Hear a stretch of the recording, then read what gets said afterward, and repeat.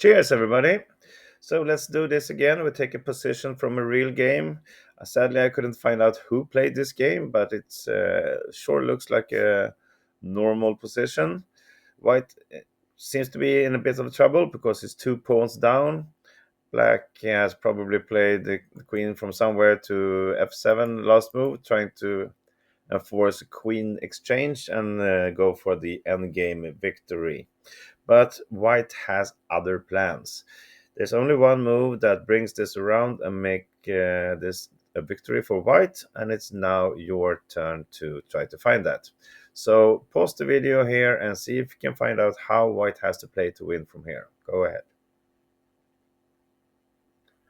Welcome back. Well, okay, as said, if we exchange here, we really don't have anything to push. We can try something like f4, but still with 2 pawns down.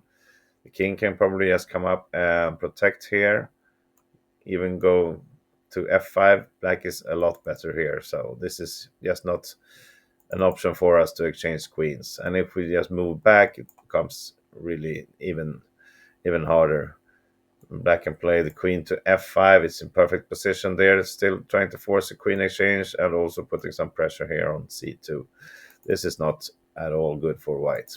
So we have to find the spectacular move, of course, and here it comes.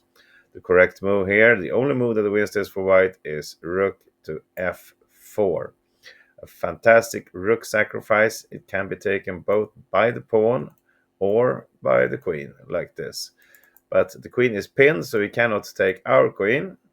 That's the point of this move, to pin the queen like this, and at the same time also threatening, of course, queen takes f7 checkmate. So now let's see what happens if black takes our rook. Well, if it does it like this, then it's going to be an immediate checkmate here on g7. So that's not possible for black. And it doesn't become much better if it takes with the pawn, because now we can first exchange this rook. The check, black is forced to take, and again we find the checkmate on g7 like this. The only thing black can play not to be checkmated right away is to put his rook in between here on e7. But that also means that he is losing his queen. And the best continuation for white here, just to grab another pawn, is not to take the queen right away, but instead we start with a check here on c8.